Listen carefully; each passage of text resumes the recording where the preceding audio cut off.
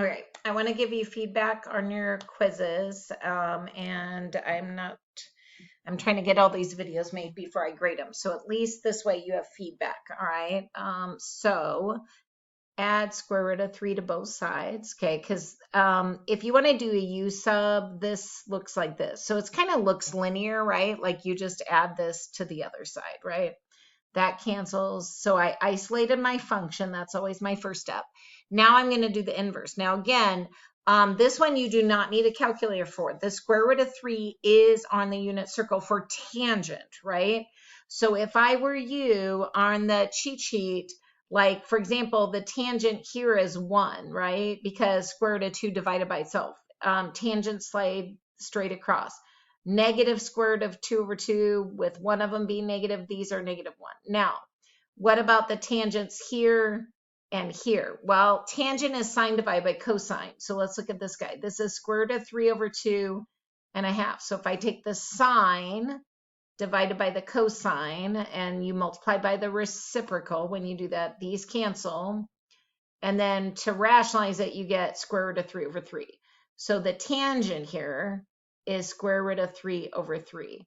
Okay, now this one I know is square root of 3 just because I've done enough math. But if you didn't, this is a half square root of 3 over 2. Tangent is sine divided by cosine. That's going to flip. And this time you get the square root of 3. Now the nice thing about tangent is they slide, you know, across. So like square root of 3 would be here for tangent. Square root of 3 over 3 would be here. And you're going to get some negatives when you do the other side, other two quadrants. But I would label on your unit circle all your tangents just to save you time. All right, so here we go. All right, I expect 2 answers for this, for the generic formulas.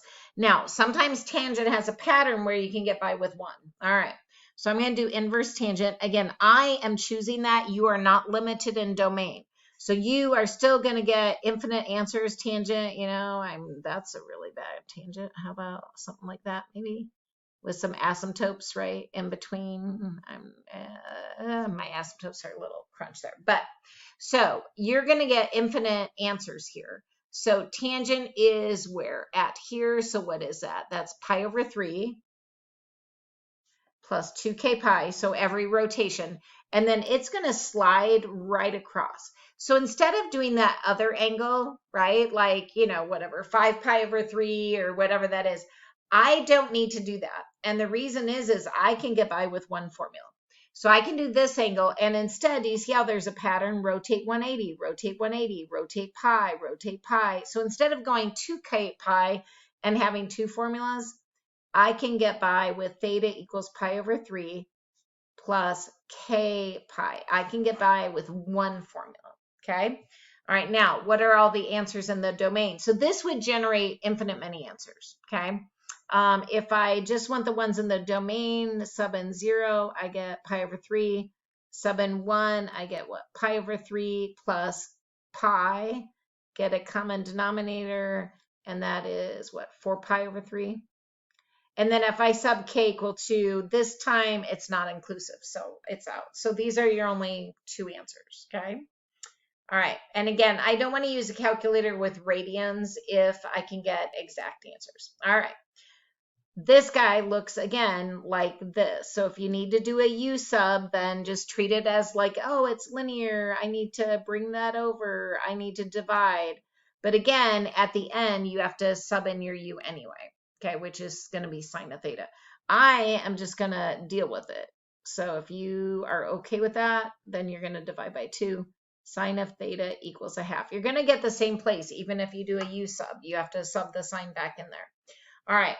Okay, I know that sine is a half what? Here and here, because go over 0.9, up a half, go back, up a half. Okay, so square root of 3 over 2, half, negative square root of 3 over 2, half. All right, so I'm expecting 2 different formulas. Now, this time I'm going to need them because see how the pattern isn't like tangent. Like this one, there's a small angle or between these, a bigger angle here. So the rotation doesn't have a pattern, so I'm stuck. All right, so this is what? Pi over 6 plus 2k pi. And this is what? 5 pi over 6 plus 2k pi. Okay, so these are what we call the generic formulas. All right, so cup subbing k equals 0, you get the pi over 6 and what, 5 pi over 6. Now, again, k is 1, I would be adding 2 pi, I'm outside, okay?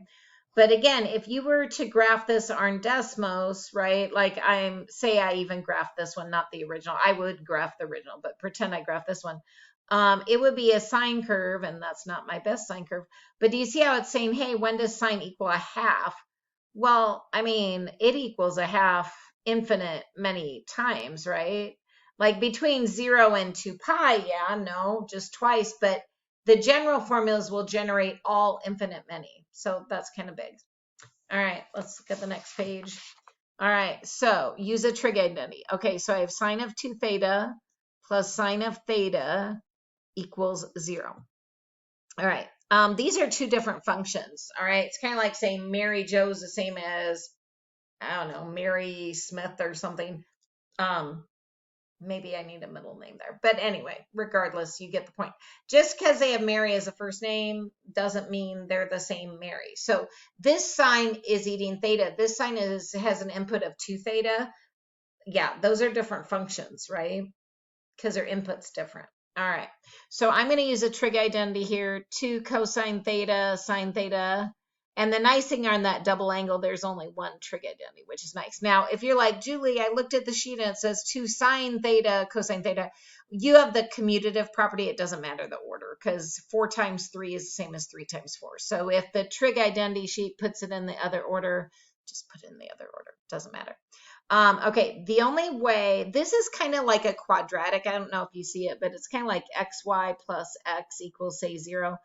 The only way to go from 2x's to 1x if they're not like terms. If they're like terms, life is great. You can just add them. But if they're not like terms, the only way to do that is to factor out the x. And then you can go from having 2x's to 1. Okay, and technically that's what you're doing over here. You might not know it, but you're factoring out the x, and then you get x times 8, which is 8x. We just kind of view it more in an adding way. But this is like if you in algebra have two things that are not like terms and you want to, get to 1x, I have to factor that out. So again, I don't know if you can see that. Do you see how this is kind of like xy and this is like the x? You want to factor out the sign because you want to separate your sine from your cosine function. All right, so I'm going to factor out sine of theta. What's left? 2 cosine theta over here and what? A plus 1 over here equals 0. And it's quadratic, so I want to equal to 0. And I'm going to set my each piece equal to 0. All right, this one needs more work. Isolate the function by subtracting 1. Isolate it even more. So this is more the term. Now we're getting it down there. Okay. Now I'm expecting 2 from this, 2 from this. I'm expecting 4. Okay. Sometimes when you're at 90 degrees or at the, the 90-degree marks, like 180, 270, those, sometimes you get weird stuff. So let's see what's happening. When is sine 0? So we get that 1, 0, and then what? -1, 0. Okay. So I still get 2. But notice there's a pattern. So I can get by with one formula instead of 2. All right. Who is choosing to do inverse sine? That would be us, me. So you're not limited on domain. Sine hits 0 infinite many times. So theta equals, well, I could put 0 and then plus 2k pi, and then I could do, what is that? Pi plus 2k pi, but that's kind of redundant because do you see how there's a nice little pattern like rotate 180, rotate 180, rotate pi. So instead, I'm going to combine that into one formula and do 0 plus k pi, okay? 0 radians, and you can even leave that off. I'm just doing that to emphasize. Okay, over here, 1's cosine a -1/2. Let's see, right there and right there. All right, so this angle would be -1/2 square root of 3 over 2. This would be -1/2 negative square root of 3 over 2. So what is that? Pi over 6, 2 pi, 3. That's 4 pi over 6. So that's going to be what? 2 pi over 3. And again, there's no pattern, so I have to go 2k pi. And this is what? 4 pi over 6, 5, 6 pi over 6. And where am I? I didn't draw that very good. So where am I? Half. Julie. All right, let me draw it better. So I'm going to be at a half up here and a half. Yeah, that's more over here. So 6, 7, 8 pi over 6, which is what? 4 pi over 3 plus 2k pi. Okay. All right. Now, as far as the general, okay, so this would give you all infinite many answers because you're going to have a lot of them. Okay. You could graph it on decimals and just see the infinite many. But if we're limited in domain, then k would be 0. So you get what? That answer, and that answer. K equals 1. These guys are going to be too big because you're adding 2 pi. This one, though, is going to work.